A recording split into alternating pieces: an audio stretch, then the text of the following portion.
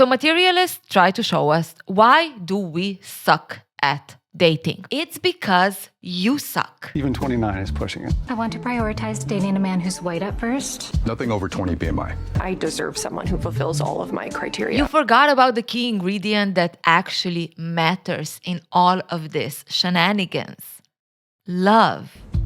Easy. And somehow it managed to not only prove itself wrong, but also villainize women. Yes, people, this is modern romance, but let's stick to the roots. Woman bod. I'm doing math. You know how we do it. We narrate, we analyze, we often judge. And we do believe that we know better and would do better. Hopefully.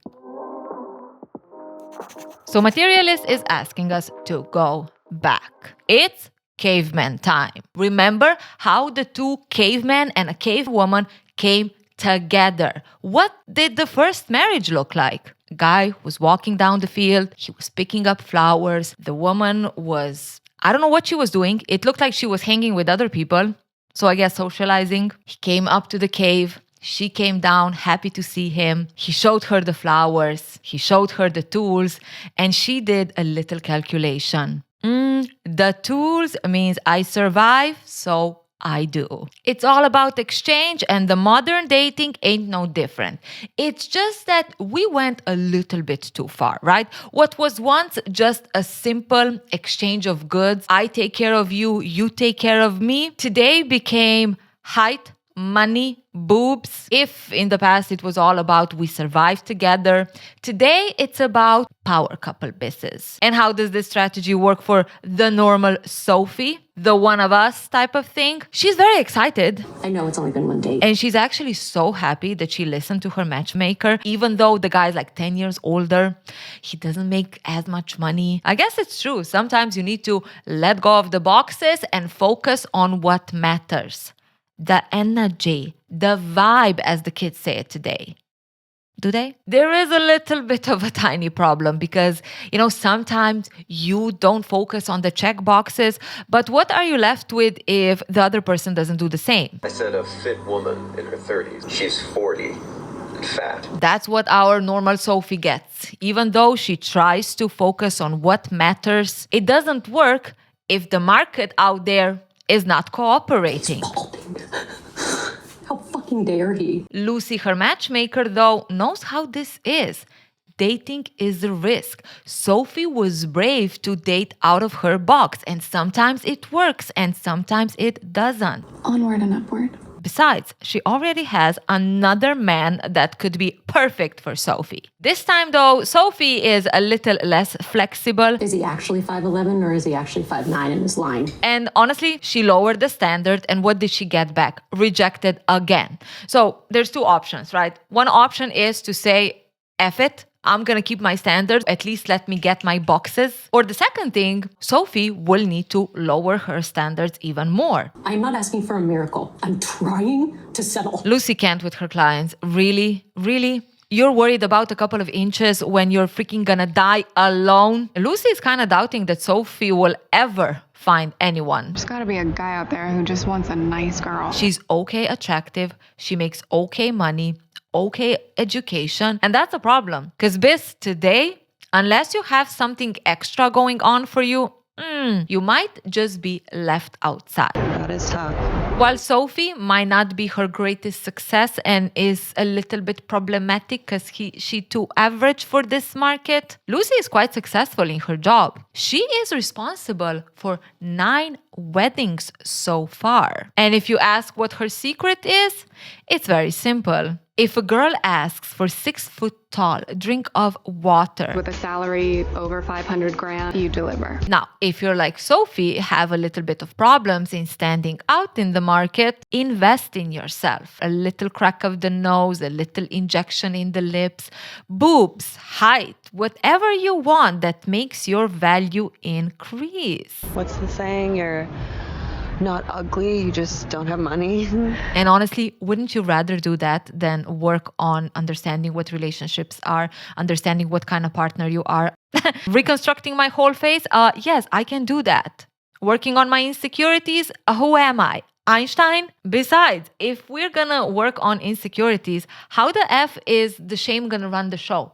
And then how are we going to make money? A good business has repeat customers. Cure the symptoms, keep the illness alive. So we are shown this modern dating as dating based on numbers, a market where people are the collateral. I would never swipe right on a woman like that. Now, the market or the dating world became the way it is because of the apps, the algorithm. You put on that you want certain height, certain looks, whatever, certain hobbies, and it matches you with who you want. But what happened is that today, according to the director, people took it too literal.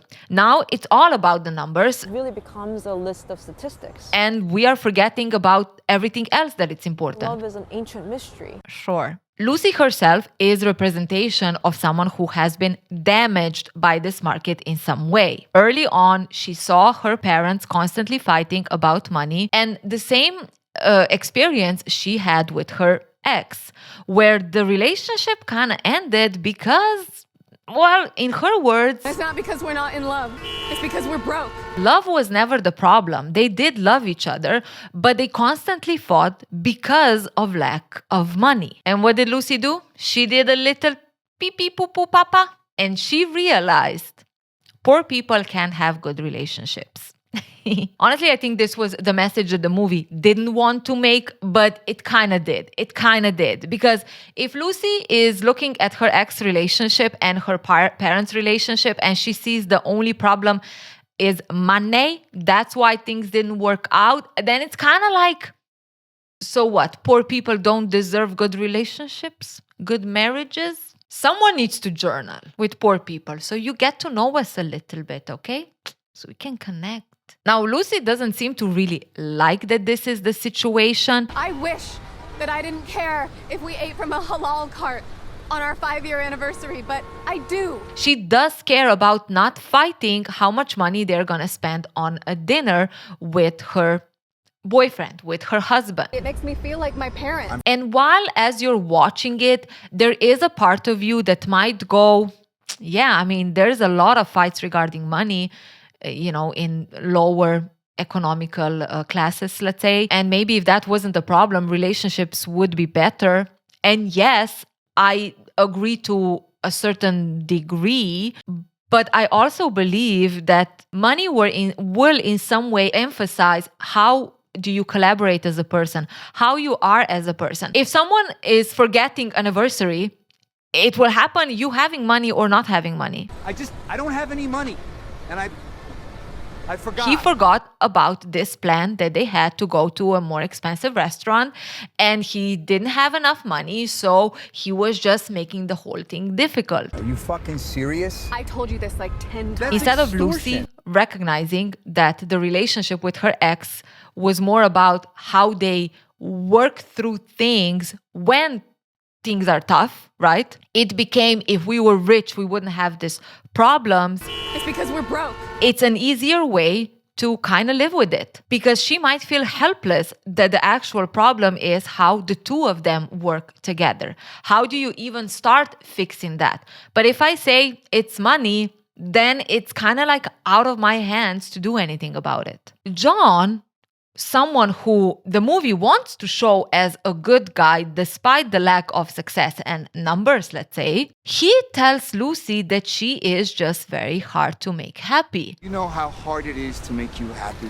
If that's not the most toxic thing that someone can say to you when they are the one who are being argumentative, who are refusing your help, I'll just pay for it. You're not paying. who are forgetting your anniversary, I forgot. I don't know what is. This to me is nothing else but simple gaslighting. It's her problem because she wants things that they are in this mess. I don't want to hate you because you're poor, but right now I do, and it makes me hate myself. When it comes to Lucy, she's basically shown as the classic, I want better things, I feel ashamed about it, so I hate myself. Now here's the thing. If Lucy or the apps and algorithm and whatever is running this world would tell you how they're doing it, how it's just the path of least resistance, let's just do what makes easy money, then you wouldn't go for it. That's why it's all about selling the dream.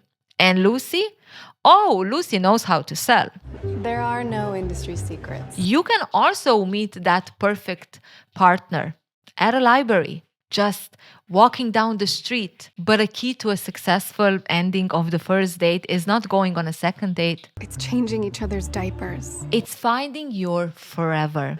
I need you so badly. Yeah, I'm desperate. So in this case, if we see Lucy as someone who is representative of those who profit from creating this kind of dating world based on numbers, which is the easy thing to measure, we can see how it also feeds us a fake reality. We know that Lucy does not find people based on actual long-lasting compatibility. She's just focused on the things that make her look successful. And in case of Sophie, she is asked to just lower her standards, which is, again, movie's way or director's way of showing, don't be fooled by these numbers things because they don't actually correlate to any real happy outcome. And while I agree with that, I only agree to a certain point because it totally neglects that looking at certain numbers, especially as financial security, is not about, oh, I want to be with the rich guy. It's more about assigning a certain characteristic around this person. If someone is earning a certain amount of money, then they might be very responsible, accountable, smart. Is it always one-to-one? No. But it could be an indication. It's a first filter. If you're dating someone who doesn't have a stable job for the last 10 years, then that should tell you something about this person. Hey. And sometimes this filter makes sense, and sometimes it's just a little bit too much. If a man who is 50 years old wants women who are 20 to 25 years old, I genuinely get along much better with girls in their 20s. I don't think the problem is, oh, he just wants numbers. I think the problem is him as a person, not the dating world in general. Now, to emphasize this message of how wrong the numbers are according to the movie, who are the types of people who do go by the numbers and what do they end up with? I chose this. A bride. The latest successful coupling from Lucy is about to get married, but the bride has cold feet. It's not like my family needs a cow. I am a modern woman and I am choosing to marry someone. And Lucy is there for her client. If she is not feeling it, she can just walk away. Is that what Lucy really thinks, or she just knows what works for this type of client? There is no way this bride can walk away. There's too much at stake, and she can't just let everyone know that the wedding is canceled. You need to focus on appearances. So Lucy offers a different approach. If this is not an option, then why did you want to get married? What drove you in the first place? You see, according to Lucy, everyone has that nasty reason for wanting to get married. He makes my sister jealous. Between her sister and her, she wins because her guy is hotter, richer, smarter. Now, is it a little bit crazy to say I'm getting married because my sister is going to be jealous? Yes, it is. That's why we have buzzwords to use. Peter makes you feel valuable. It's not about the person, it's about my value. It's about how you make me look. That's what you get, Bisses. This is the type of people that get together who are focused on numbers. But if you would marry out of love and because you're actually happy in this relationship, then you wouldn't have these doubts. You wouldn't have this identity crisis. I am a modern woman. Like, I could have been anything. Now, when it comes to the whole valuable thing, I mean, we're no strangers to the fact that can be very true, right? A lot of the times, if you experience relationships that weren't the best or ended at the end of the day, you might have done some introspecting, right? Some inner work, trying to understand yourself better. And you realize that there was a selfish part that was driving you to stay in a relationship. Be it as simple as this person you always perceived as someone who is out of your league. You put them on a pedestal and it made you feel more worthy being with them. But in this case, the movie shows us how this is normalized. This is how we are dating, seeking value from other people, and somehow we accepted that that is normal. Though there are those amongst the rich who are different, special unicorns who don't just look at the numbers, because numbers are nothing when you have them, right? Wink, wink. Someone who has all the numbers and the attitude to go with it. Hey, I'm Harry. Is the groom's brother, Harry. And he has his eye locked on our Miss Lucy. He levels with her in a heartbeat. A wedding like this must be a gold mine. Harry be smart. Harry sees through Lucy's game. She a clever one. She knows how to talk to people. He saw her when she was exchanging that forever thing with the bridesmaids. We both know it's not about that. Then they really do feel like they need you, just like they need every other luxury in their lives. So this unicorn, Harry, is presented to us as a real one. He is deep. He is smart. And also, he is putting down Lucy. He is literally telling her that she is a scammer. Not only that, he's the man who likes her being shady. Because that's how the world works. And smart people need to be together. It's easy. No, you're just really good. Lucy is humble. And she also says to Harry that, you know what? I just pair them together. Dating is hard, but love is easy. And that's on them, later on. You're looking for a nursing home partner and a grave buddy. Yes, I do tell them that I'm working on the forever one, but that forever part is actually their responsibility, okay? That's, if they don't manage, is it really my fault? Now, if we again say that Lucy is almost representation of dating apps or whoever profits from the dating world, we can see how there is this sense of no accountability and how they protect themselves. In this case, despite Lucy promising the forever, when it actually comes to the forever, she says that it's not on her, right? That's on the two of you. On the flip side, there is also Lucy as a person, which in this case, when she believes that love is easy, it's just another way of not having any accountability. We can't help it. It just walks into our lives sometimes. If you're a mature person entering a relationship with the intent of having a good relationship, then love won't just happen. What will just happen is chemistry. But love will be a byproduct, let's say, of you spending time together, of you getting to know each other better, of how you treat one another, how you complement one another, right? And it requires certain skills: communication, understanding, introspective. I hope that's the right word. But like being able to also recognize your flaws. A healthy love will happen from that. That's what we need in modern dating world, if we're talking in that sense. Side note though, we also know that love can happen from toxic attachments, unhealthy attachments. Now, here's the interesting part when it comes to the movie through the lens of potential, internalized misogyny or women suck aspect. When we see Lucy talking to women, she is all about hope. You're looking for a nursing home partner and a grave buddy. She's selling them fantasy. But when she is in front of a man, it's all about logic. It's like working at the morgue. 6'2", 5'6", skinny, fit, fat. And it's almost like this hint at how sometimes we don't realize how we are still, let's say, as women, operating by patriarchal logic. Align yourself with the powerful. Powerful in this case is Harry. Harry does not fantasize about true love and forever.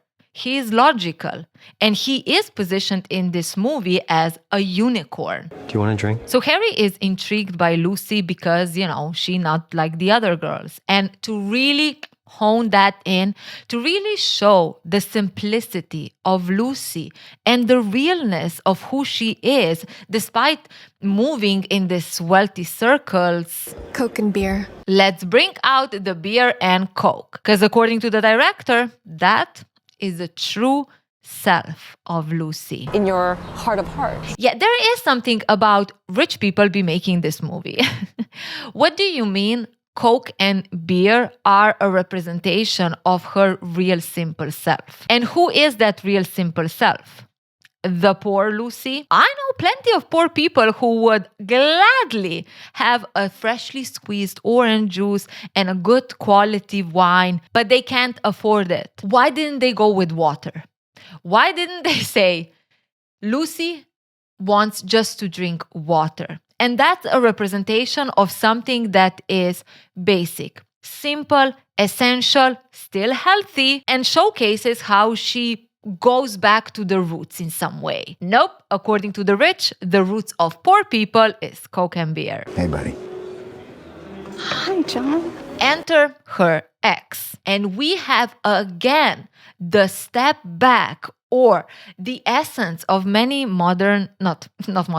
of many romance movies, the triangle. The simple girl, the poor guy, and the wealthy guy.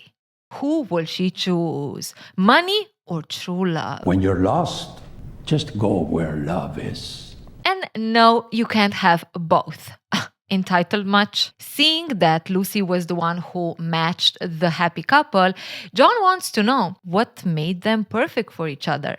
Looks-wise, political-wise, money-wise, family-wise, similar levels. Poor, voted for Bernie, shitty family. Are we soulmates? Probably. So this is again showing how for Lucy, it really is the only problem, the fact that they were poor and they were fighting about money a little bit too much, right? Because otherwise, their math is mathing. We also learned that John, despite all these years, he is still in the same position as he was when the two of them broke up. What the? He still lives in the same apartment, sharing it with the same roommate. He still is trying to break through as an actor and is basically struggling. How does it look like it's going? What I think the aim here was by the director and the movie is to showcase John not as a failure. It's been years and he didn't change anything about him, right? Or his situation, but almost as a potential reality for many people. Giving you a hard time because I'm embarrassed. John feels ashamed, not progressing, and it's almost like saying, hey, don't be too hard on yourself. The world is brutal. What are you embarrassed about? Having a job? But because John was such a screw up in that sense, it just missed this opportunity to say, even though you have a normal job, even though you're making a normal amount of money, you can still be valuable in today's market and in today's dating world. Why did they decide to make John a man-child, basically? To make that point, I don't know. I guess for some people, there's only the ultra successful or the ones who still are chasing their dreams. That middle ground, non-existing. Maybe that's the point. Maybe the middle social class is disappearing. As in any romance, though, and this one, though it's presenting to be steps ahead, is kind of, going steps back, there needs to be a hint at that forever love. I missed you. You seeing anyone? John offers to take Lucy home after the reception, and she agrees. But first, she needs to do some business. She walks up to Harry and she offers her business card. Though Harry has something else in mind. I'll call you if you dance with me. Aw, there's nothing like being exploitative of someone's work to get what you want and frame it as romance. A lot of people might look at this scene and see Harry as someone who is charming and confident, someone who everyone would want to be with, and miss to see how this is just another way of how control is being disguised as charm. Do this one small thing and I will reward you. And if you've ever been in toxic relationships, that can turn bad real fast. It's a deal. Lucy accepts the dance, and Harry is gonna call her, though not for her services. He wants to take her out on a date. I'm probably not someone you want to date. The next guy she's gonna date is gonna be a guy who she marries. So there's this vibe of almost like playfulness, but hard to get. A little game between the wealthy unicorn and this matchmaker. But at the same time, Lucy is much younger than him. Now, did they want to show this in the movie or not? Yeah, no. There's still like 15 years difference between the two of them. And she is also not an average looking person. It is just another market math. Another game. This time just a game that suits more a guy like Harry, who is not impressed by having women who are, let's say, quote, easy to get, but someone who is a little bit more mysterious, a little bit more hard to get. You see, Lucy, the only clue she gives to Harry about what kind of person does she want is that they just need to be rich. Making me rich. Women want a forever. Man wants a challenge. And to sprinkle even more the old type romance, there is her ex. Watching his ex dancing with a man who is much more successful and much wealthier than he could ever be. Harry also offers a limousine arrangement to take Lucy home, but she already has plans. Cut to Lucy in the same freaking car John had when they were dating, and she ain't looking happy. She just said no to a limousine and yes to a car that smells the same as it did at least 5 years ago. Honestly, timeline, it's a little bit confusing here. How are your roommates? She's also quite impressed that one of the guys is actually engaged. Are you kidding me? He was a depressed novelist who didn't have anything going on for himself. Scoring a TikTok girl who does OnlyFans. Good for him. Is it? He couldn't do better. What do you mean? To me, through these subtle ways, it almost looked like it was trying to show Lucy as someone who has internalized seeing women as less worthy in some way. And it makes sense when you think about how does she view herself. And however much you hate me, I hate myself more. So she's almost like projecting the same attitude towards other women. But if I focus now on this whole thing of John being in the same place as he was when they broke up, there is this potential message of, instead of seeing it as stagnation, we should potentially see it as loyalty in some way, right? He and the love is always there, just waiting. But for someone who is a little bit more critical about going back to the past without anything actually being ever resolved, this could just simply be comfort. Invite me to your play. I will. Right now, though, Lucy is going on a date with her unicorn, Harry. Well, I only said yes to this so you'd realize you're wrong and you're not actually interested in me. My instincts are usually right. I guess we're still going with no just means maybe, because Miss Lucy, she just cannot understand why Harry would even go out with her. The math ain't mathing. You can do better than me. First of all, she's making way less than he is, and men like him will not marry someone like her. They will marry someone who is in the same bracket. But also, despite her acknowledgement of looking good, it's not gonna last. And he could date someone who is 10 years younger. If you marry a 25-year-old, then in 10 years, she'll look like me. They basically showcase how Lucy herself is reinforcing inequality. Now, maybe it was done intentionally to showcase how we ourselves are feeding into this market when we don't see ourselves worthy enough, if we don't have certain age, certain look, certain amount of money, or it's kind of saying this is the brutal reality. But then it's almost like saying, okay, which one comes first, chicken or the egg? Are we the ones who perpetuate this, or is the market feeding us that? What are you doing? Me. The whole setup is all about him. It has nothing to do if Lucy actually wants him. And if there's one thing that we did on this channel, is talk extensively about how problematic it is when you're focusing on being chosen and how all the problematic things that you should recognize are just flying by. And I think that's a genuine problem in dating. When the date becomes about proving yourself rather than getting to know each other and see if you can continue. But let's not forget, Lucy is not on a date with an ordinary rich man. This is a special unicorn. You say you think I'm smart, but you're talking to me like I'm a caveman. He doesn't care about numbers. Those are just things that he already has, so why would he, right? What he cares about is the intangible things.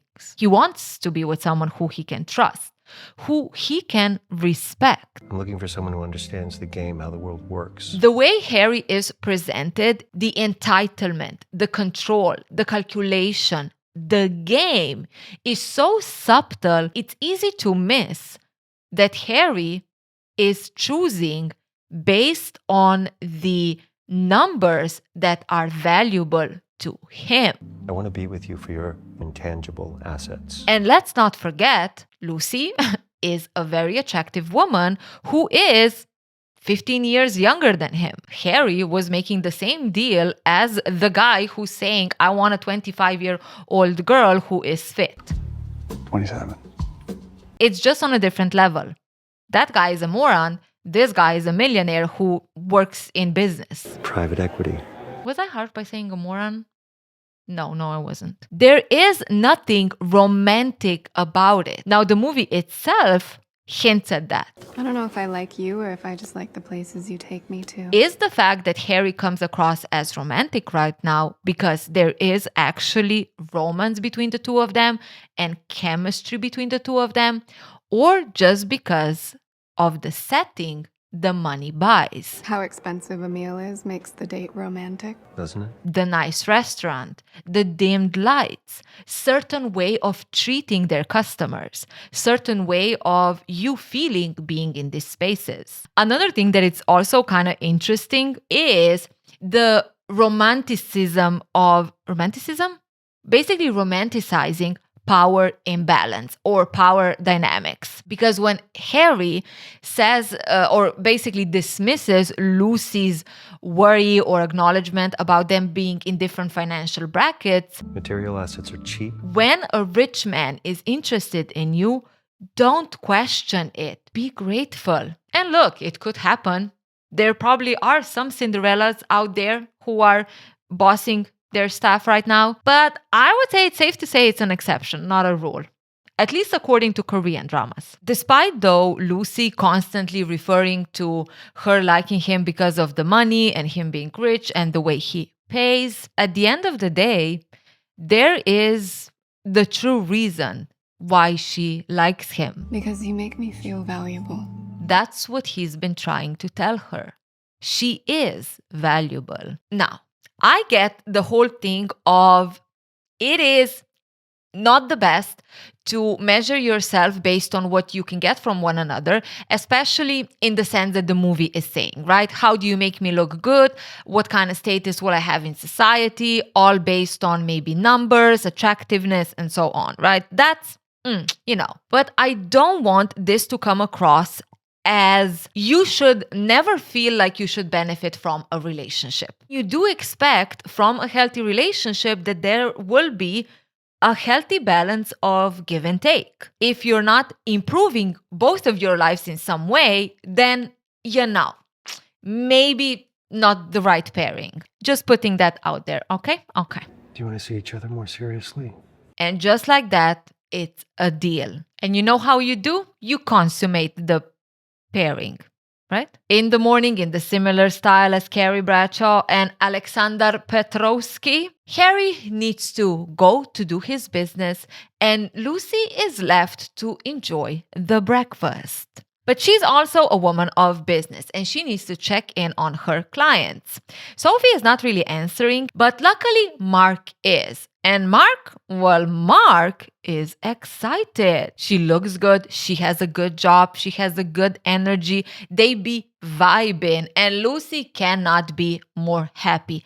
Finally, she found a guy who simply just wants a nice girl. Should they set up for the next date? Sure, I'm not sure how serious it's gonna be. Some might say it's a classic. Big praise, but no investment, right? If someone is normalizing, let's say, not committing to actually exploring a relationship, to actually try something really serious, as much as it could be, they're smart, they're keeping their options open, it can easily just be avoidance.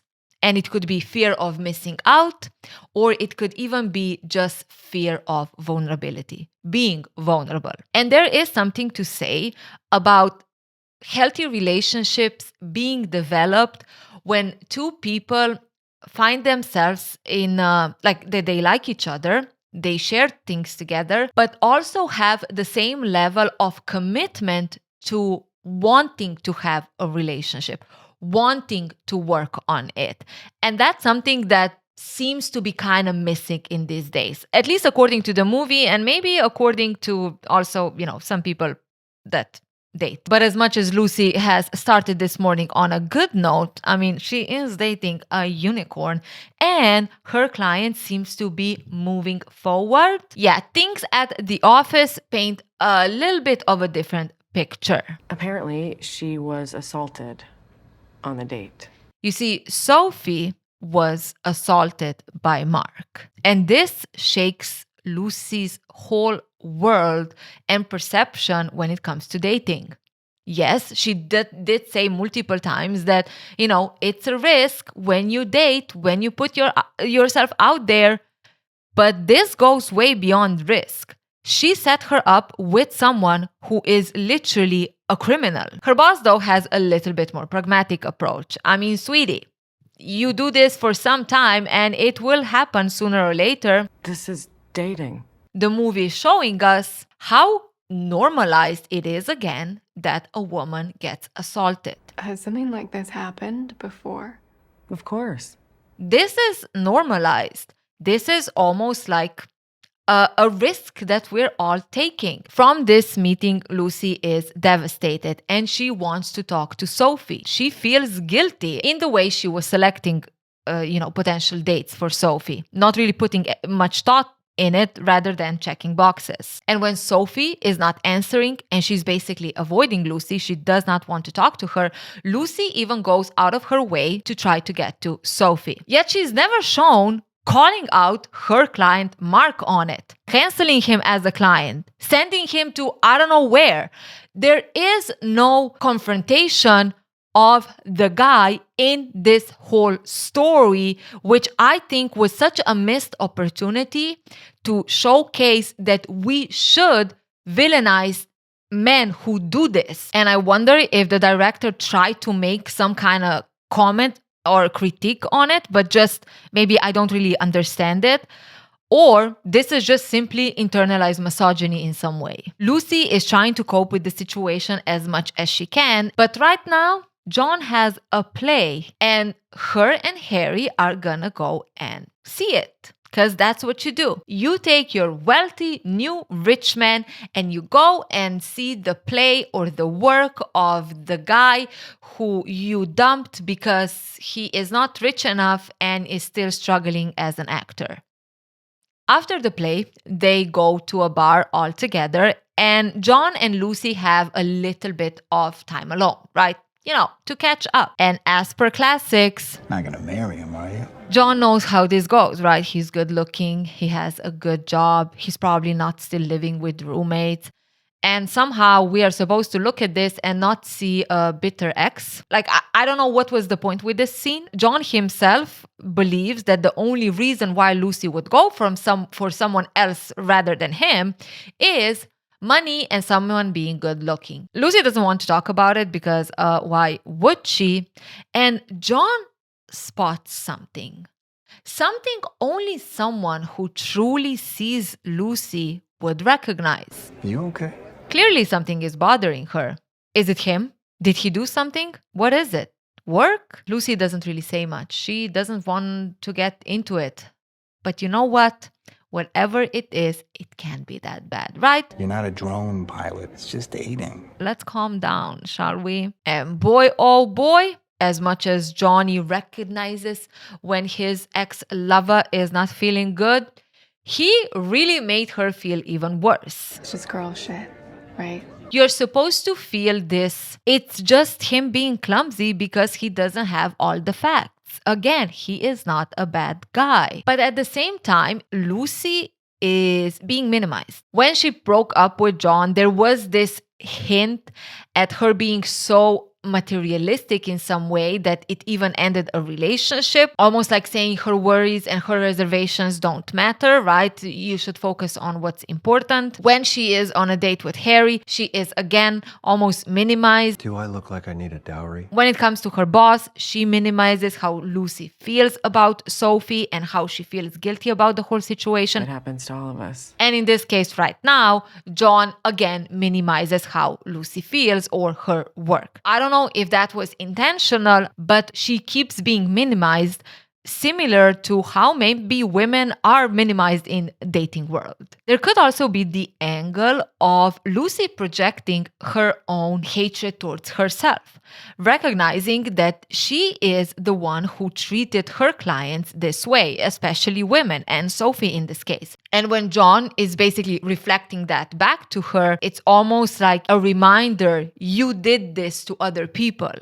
You treated them this way. Obviously, this also impacts Lucy's work. And while at the beginning, she was shown as someone who, just says yes to the customers, is a good saleswoman, this time, the filter is off. Eleanor, you're asking me to set you up with only white men. Patricia, doesn't mean that you're due to get one. Audrey. She has zero patience for these ridiculous demands. Now, was it intentional that before Sophie's incident, the customers, the clients that we were shown were men and their requests were shown in a way that is almost like humor? Sophie's job and education level, Emily's body. Fit. Someone 27. Okay. Like, look at how ridiculous people are. And after Sophie, the clients are women, and Lucy now is actually telling to them that these are ridiculous requests and they should focus on what's really important. I don't know. Again, did the writers miss that they are literally giving out the message how women are the one who need to be corrected while men just have ridiculous requests and men will be men? Or maybe the movie is so sophisticated and so deep that it's again showcasing how the self-hatred that Lucy feels, she's basically projecting that also to other women and she is correcting other women. I don't know, let me know in the comments below how you felt about it. Was it intentional and it was a clever way to showcase that, or was it something that showcased some beliefs that maybe someone needs to address? Either way, what we can take from it is recognizing how misplaced anger is.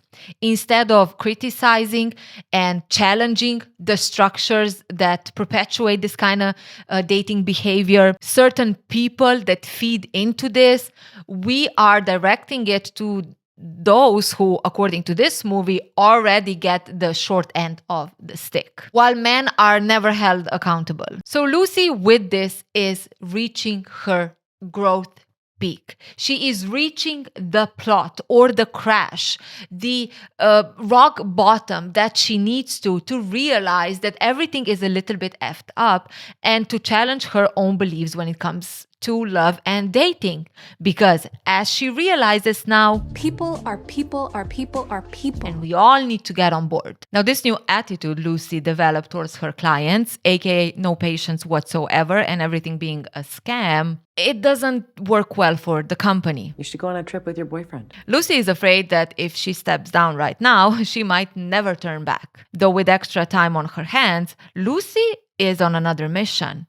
She needs to talk to Sophie. Sophie, you don't want to talk to me. Please. Sophie is pissed. And Sophie is embarrassed. She can't believe she actually trusted someone else to find her forever. She can't believe how reckless Lucy was as her matchmaker. And Lucy herself can't believe what happened. I mean, how could she even know? And maybe that's the problem. Because why are you charging me thousands of dollars per month if all you do is do some freaking height check and job check, which according to Sophie, in any case was a total lie. But what about him as a person?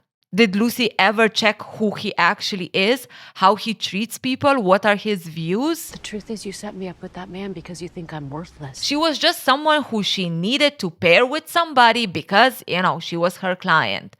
But she never really looked at her as a person, and she is a person. And I know I deserve love. I know you do. Fuck you, pimp. Sophie forces Lucy to see herself as someone who profits from people's loneliness and from the risk. Even calling Lucy pimp is again this in your face, this matchmaking, this way of dating is transactional. This is the moment where, for the first time, we could say a woman's experience is not minimized. Sophie refuses to minimize her pain or for Lucy to spin it. For Lucy to get away with it in some way because, she was doing just her job the way she thought is the right way. Now, do I also feel that it's a little bit, who says that can't happen when you are dating someone for a couple of months? How many people have paired with someone, they were perfect at the beginning and later on turned as a very problematic person? I think the movie just simplified it a little bit too much, saying, if you go by numbers, you might risk getting assaulted. Okay. After her encounter with Sophie, Lucy comes back home and at the door is a delivery. It's her new passport. Ah yeah, when you start dating a rich guy, there is no shortage of possibilities. The world is at your fingertips. Is that the saying? But despite the opportunity with being with someone who can show her the bigger world, in her most difficult moments, Lucy reaches out to the one person she feels the most comfortable with, John. With everything happening, he is the only person that she feels like she could tell what happened at her work. And John is there. Now, when he offers to come to her, they can talk face to face. No, that's not an option because she's actually planning to go to Harry's. But could you just listen to me while I'll tell you everything on the phone? Right.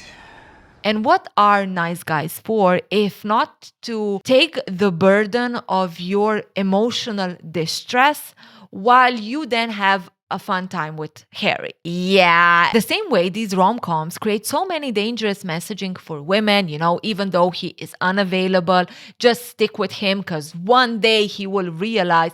It's also for men. Yeah, just be there for her. Even though she picks up the wrong guys, one day she will realize if someone is just using you for your emotional availability, be it man or woman, walk away. When someone tells you, hey, you're the only one I can share this with, it makes you feel like you're special. It makes you feel like there's something more between the two of you. But you fail to realize that, no, it was just because I needed someone in that very moment so I can feel better. But when I'm good, I'm going with other people. This special thing between the two of us, it's reserved for the tough times. Isn't it funny? A movie that is critiquing the modern dating, how detached we are as people and we need to reevaluate, is literally feeding you the same damaging messaging that is actually hurtful for dating and relationships. When you're trying to be smart, but it fails. Who hasn't been there? Now, if we flip it and reverse it, we can also see the dangerous messaging for someone like Lucy. The movie positions John as her go-to guy, as the central figure that is a nice guy you should trust, right, in some way. But there is no actual reason why, apart from familiarity. Apart from this being her ex. But as we saw, he wasn't the best partner. So why does Lucy seek comfort in John and that being seen as the right thing? Based on what, Biss? Apart from him being poor, of course. So what happens when she finds that Harry is ready to propose to her. Oh yes, Biz, the rich move fast. I don't know how many dates they've been on, like 3, 4, 5. Maybe they've been dating a month or two. But the man bought a ring, and this trip they're planning to go to might be just the right opportunity to say I do. It's in the middle of the night. Lucy can't really sleep, and she notices some scars on Harry's legs. You know what they are? He invested in his height. With enough money, you can get a couple of inches. And that means something on the market. It's clear that Harry doesn't feel the most confident about it, but Lucy herself doesn't judge it. Why would she? She did it to herself also. A little crack of the nose, a little cut of the chest. You do what you gotta do, right? Changed our lives. It's crazy how the market treats you or how the people treat you once you check all the boxes. Once you become the unicorn Harry is. You're just worth more. Harry probably wouldn't have the guts to approach Lucy if he didn't make this investment. So this is the moment where the movie is forcing you to recognize how much are we willing to change ourselves to be perceived as better, more worthy. The way both Lucy and Harry react very normal to the changes they both made is again kind of saying, look how we internalize that this is totally normal. To crack a couple of bones just to look better. And honestly, it kind of tracks. It is shocking and scary how normalized it is today to use Botox, to do surgery left and right, invest so much money in makeup and in hair products and in nails and this and that. And it's like, where are we going with this? On one hand, I do want to understand when people say it's empowerment, I just do what I like to do and it is for me. But on the other hand, I cannot take away the very reality of saying, yeah, but it is because of others perceiving me a certain way.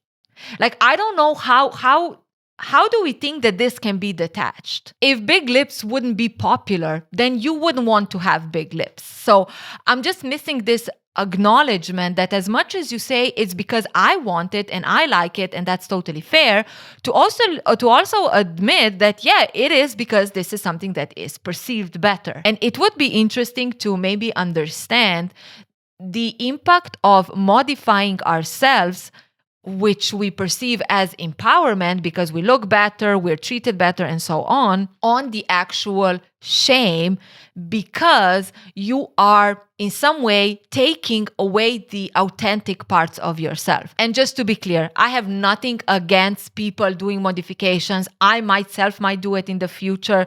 But I'm just saying, let's not frame it as an empowerment or frame it as something as I'm just doing it for myself, without acknowledging that doing it for myself is impacted by how the world perceives you, because that's just how it is, okay? Unless you go into the woods, hide, and you have no interaction with anyone else, then probably you won't care about how thick your hair is or how correct your nose is, which tells you something. Or if the amount of money and time we invest in certain physical appearances, what's on the outside, what is valuable by society, into actually developing skills that form a good relationship, communication skills, resolving conflict, being vulnerable, being self-aware, what kind of, return of investment would we get then? Why don't we think about that? Harry wants to know if that changes anything between him and Lucy. And no, it really doesn't. But she does feel like they should break up. I don't think that you and I are a good match. And yes, we are all thinking it, and so does Harry. It is really difficult to believe that this breakup is not because of his height not being a real thing, but actually manufactured. But Lucy is reassuring him, and the movie is reassuring us that that is not the case. Honestly, for Lucy, now that she knows about this surgery, it actually makes her feel like she knows him a little bit more, which is the whole problem of their relationship. I'm not in love with you. And she knows that he doesn't love her. What they're doing is a business deal. And Harry's a bit confused because isn't marriage a business deal? And they are perfect match. Like, she is exactly what he wants and he can make her life better. And yes, it's true. It is a business deal. But love has to be on the table.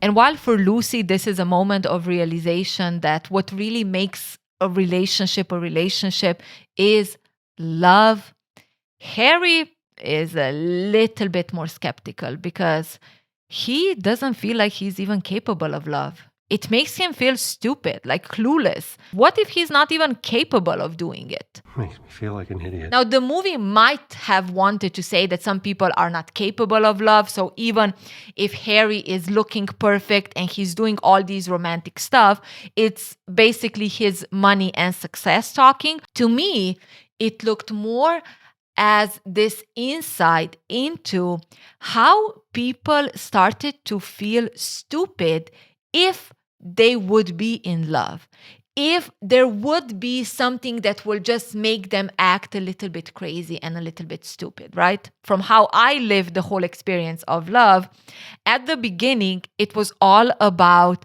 just love. You just fall in love and that's it. And then I learned that, now sometimes love can actually come from toxic attachments, or you can have love for someone, but it doesn't mean that it's actually healthy for you or for the other person, which could make you feel like love is stupid. And what you need to focus on is actual compatibility, is actual, let's say, quote, numbers, right? But then hopefully you also reach a point where you understand that there needs to be certain numbers, there needs to be chemistry, and love is developed. Both people wanting that commitment with one another, respecting one another, sharing new experiences together, having shared views of how they want to live their life, which is totally neglected by the movie. Because when Harry is feeling this worry about not being capable of feeling love or being in love, Lucy just offers him the simplest thing she can offer. It'll be easy. So Lucy and Harry say their goodbyes and she goes back to John. Now, not to get back together. She just needs to stay somewhere because she actually subletted her apartment thinking that she will go travel with Harry. And she didn't. John is a little bit in a pickle because he is not ready to show her that literally nothing has changed. AKA, he probably has the same sheets than when she left him. So they decide to go for a little drive in the car. Now, unlike she felt in the beginning when she went back in that car, almost like, damn, I'm here again, this time there's joy. Lucy is smiling and it's almost like she is appreciating the familiarity, the comfort. You're the same as always. They spot his catering company writing in front of them. There's a wedding happening and you know how it is. Poor people have fun, so they're gonna sneak in. They're watching the ceremony and we see how Lucy actually sees marriages. One day, for no reason in particular, they'll start to hate each other. They'll resent one another. They'll take each other for granted. They'll stop having sex, and yes, they will manage to have a couple of kids. One of you will cheat on the other. And sure, at the beginning, they'll keep the fights away from the kids, right? Don't let them hear it. But then, it's going to be in front of the kids. And in some cases, the kids will become therapists before they will even know that's a thing. The lucky few that find their purpose early on. Fun times. According to Lucy, eventually it will end in divorce. Fighting about who gets what, who gets the kids this Christmas, until it's just all over. John wonders, why would people even want to get married? And it's simple. It's because people tell them they should. Maybe because they're lonely. Maybe because they're hopeful. They want to do it differently than their parents. And we see Lucy's struggle coming from her early age of witnessing her parents going through a shit show, which unfortunately, she internalized the problem was money and never actual, partnership and how they were to one another.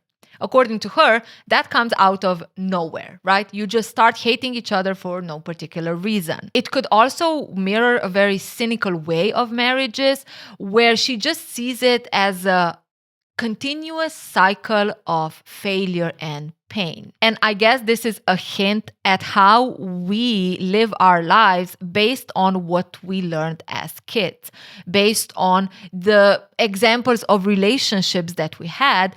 And sometimes we don't break that cycle even though we think we do. The two of them also then sneak into the party, and they have their own romantic moment. But as much as Lucy seems to be enjoying the moment she's sharing with John, he does not feel as comfortable. John wants to know, what are they doing? Lucy, are we getting back together? I don't know. What is all of this? Is this just a quick rebound for her until she again just leaves him behind? Is she feeling pity for him? Poor old John can't get his life together. He's usually desperate enough to let her use him like this. And you know what's the most effed up thing of it all? He can't help it. Because when he looks at her face, he sees wrinkles and gray hair. And children that look like you. But if he takes away that and if he talks to her as a friend, then he would advise her not to be with a 37-year-old cater waiter that is still trying to make it as an actor. He knows that he can't give her the wedding and the marriage that she wants. He couldn't even give her the relationship she wanted. It's been years and I still can't afford to be with you. Oh, brother. Okay, let's calm down. I get what the movie was trying to showcase here, right? Here is a man who wants to be with Lucy forever, who is still there for her, who wants to grow old with her, right? Everything that she was promising to her clients, the forever. And yet, he is tossed aside just because he is poor. Now, isn't that sad? If you don't show anything else, besides him being there for her, which we already showed how that can be a risky message, then this is all about familiarity, comfort, history. And why do we neglect that can actually be an unhealthy attachment? Lucy, though, does not trust John at all. She doesn't believe that he actually believes those words. John, you and I haven't been together in so long that you've forgotten. He forgot how judgmental she is, how cold she is, how she does care about going to nice places. I mean, she broke up with him because he was broke. She hurt him over and over again. She is a shitty person. Even now, she's thinking that if she actually marries him, she will spend the rest of her life sitting in cheap restaurants across him. She'll be riding in his shitty car. She'll be staying in his shitty bedroom. She'll be fighting with him over freaking $25. This is what I'm like. I'm doing math. Oh, for the love of... Seriously? Woman bad because woman want nice things. Are you freaking kidding me? Woman bad because she does not want to live in dorms at 35 years old. What the fuck is up with that? So what? If you are of the lower social economical classes, you should be happy and grateful that you even have anywhere to live. The fact that you think that you should have better and that you focus on better means that you're a bad person. And materialistic and cold. And at no point is she told, hey, Lucy, it is okay that you want better things for yourself. It is okay that you want a man who is more responsible and accountable, an actual partner. It is okay to share your life with someone who will improve your ways of living the same way you will improve his, be it emotional or freaking financial. Nope. That's not the lesson here, people. The lesson is numbers bad, love good. There is a difference between using certain boxes and numbers almost as a way to protect yourself. Maybe you had experiences when someone never had a job, were struggling all the time, and then you also kind of learned that person is not very accountable, you can't really rely on them, and that's not something that you want. And saying, oh, I just want these numbers because I want a new Birkin. And that's something the movie never addresses. I know what you like. Then how could you still love me? She walks away from John and she gets a call from freaking Sophie. Sophie has no one else to call. She tried to call the cops, but they're not much of a help. And she does not know what to do.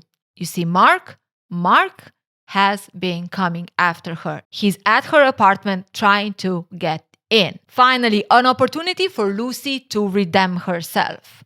She is staying on the phone with Sophie, which I think is very smart. Always stay on the phone with the person that is in trouble, okay? And when they reach the apartment, luckily Mark is not there anymore, and Lucy just has a little chat with Sophie. And here we get this message of not letting people get away with things. He thought he was going to get away with something, but he won't. The fact that Mark is coming after Sophie and threatening her is simply because Sophie is brave enough to make him pay for what he did, and she should stick with that. Now, you might say that that's also too simplified and it's not offering any actual solution or how to deal with these things, but I think that's more because that's not the point of this movie.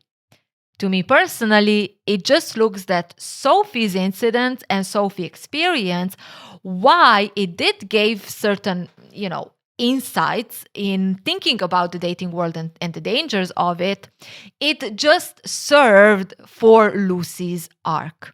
It served for Lucy to have this redemption that even though she, effed it up at the beginning by setting Sophie with this person, at the end of the day, she didn't know, and it's just two women coming together against a predator. At one point, Sophie says that this whole experience made her realize how in need she is of a boyfriend, right? So she doesn't have to call her freaking matchmaker when she's in trouble. We see Sophie in her most raw, vulnerable, desperate state. I'm gonna die alone. But Lucy reassures her. She will marry the love of her life. Sophie can't believe it. Someone who checks all of my boxes, she doesn't really expect her to believe that, right? But there is no need for Sophie to believe it. Lucy believes it. And that's enough. At the beginning, Sophie said that she is not asking for a miracle, that she is settling. But now she says that she's not asking for a miracle. She just wants someone to love her. And that's the most raw moment of the movie that also speaks to a lot of people, I guess, right? Because at the end of the day, you genuinely just want that. You just want to love someone and for that person to love you back. And while I agree, it would be so much more beneficial if Lucy would also acknowledge, or the movie would acknowledge, that love is not just a simple thing that happens. If Lucy would say, we all do, we just need to maybe relearn what does that actually take. Or something like that. Just give us this message that love is not just something that happens and you're just waiting on it, but it is also something that you're actively developing. Someone who can't help but love me back. Cut to John waiting outside because he is someone who probably can't help but love Lucy despite all of her mistakes. You asked how I could love you. I just do. It's the easiest thing that he can do. And the most fucked up thing of it all is that Lucy loves him too. He's the only reason she even believes that love is actually possible. John smiles, and he's actually been doing a little bit of math. And he has an offer for Lucy. He loves her now as he loved her before. It's a lifetime guarantee. And this time he's gonna make an effort to not forget it as he used to not take her for granted or them for granted. He'll remind himself that he loves her every day. I'll make a calendar item. And I'm looking at this and I'm like, wait, am I supposed to find this romantic? What the fuck do you mean you have to remind yourself that you love me? Maybe I'm not mature enough to really understand the depths of it. That's his offer. And honestly, she can't negotiate because he has nothing else to offer. Lucy looks at her lovely ex. She smiles and... Deal. Ta-da! Aye. They do acknowledge the brokenness and the finances part. You see, John can't promise that he could make himself less broke, but not to worry because Lucy can take care of herself. And it took us the full movie to acknowledge that's also a part of a partnership. Or did Lucy want to be a trad wife and now she decided not to? John corrects her though. It's not for her. It's for him. It's for the two of them. You make me brave enough to admit that I want to be happy. And somehow it's missed that this is again a woman's arc in a movie is just how she can serve a man? Huh? Like, Biz, I know we tried to revive the good old romance, but didn't we take too many steps back? He promises he's gonna pick up more catering shifts and he's not gonna say no to the opportunities because he thinks he's better than it, right? And again, did we forget that we try to learn that sometimes promises are just that, freaking promises? How come John didn't do all of those things before meeting Lucy? And then showing to Lucy that he is now a changed man, but he still loves her because at the end of the day, she was his best match in whatever way. And Lucy herself still loves him and recognizes that he is trying to be a better person. Why didn't this happen before? Nope. We are going with John is promising that he's going to change now. And because he loves you, you need to give him a chance. The whole messaging of he is a good guy because he loves you unconditionally is just so dangerous and risky. How many people can claim that they love you and they can't help but love you, and at the same time they keep on treating you like shit? We're just ignoring that? Okay then. It's almost like the movie is trying to say, look, they are so brutally honest with one another. That is real love. But people, honesty doesn't just mean it is healthy and okay. You can be honest and it can still be fucked up. You can be honest and there still could be no change.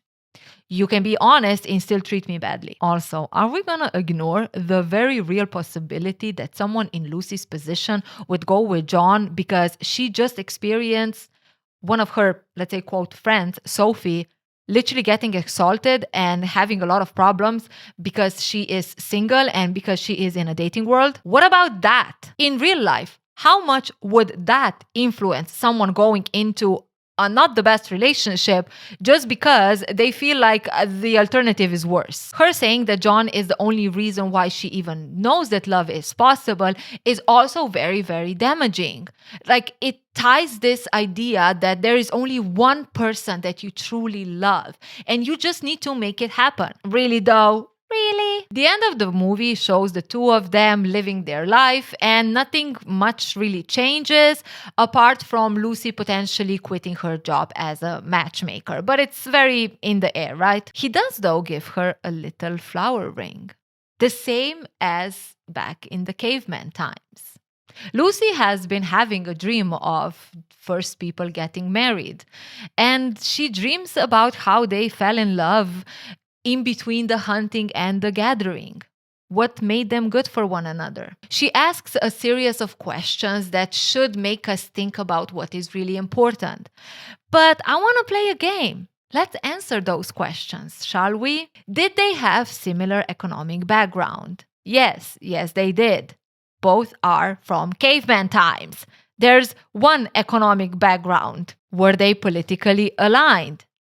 Yes, they were. Were they well matched in their attractiveness? Yes, probably yes. How much different did they look from one another? They were endangered species that needed to populate. Did they have similar upbringing? Well, yes, they did. Or was it something else? What else?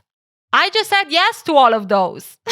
Like, seriously, how can you say those were simplest time and they just focused on love, and today we also need to just focus on love, and miss to see that it was simple because all the other things kind of aligned? Does that mean that it doesn't have an impact in how good you are for one another? What did I say? The movie proved itself wrong. I'm doing math. Okay, that was Materialist, and damn, it took a lot from me. If you enjoyed the video, click the like button. If you want to see more, click the subscribes because I'm going to be analyzing. And let me know in the comments below if there is any particular movies that you would like me to look into next. But in the meantime, there's a bunch of other shit that I already analyzed. So have fun.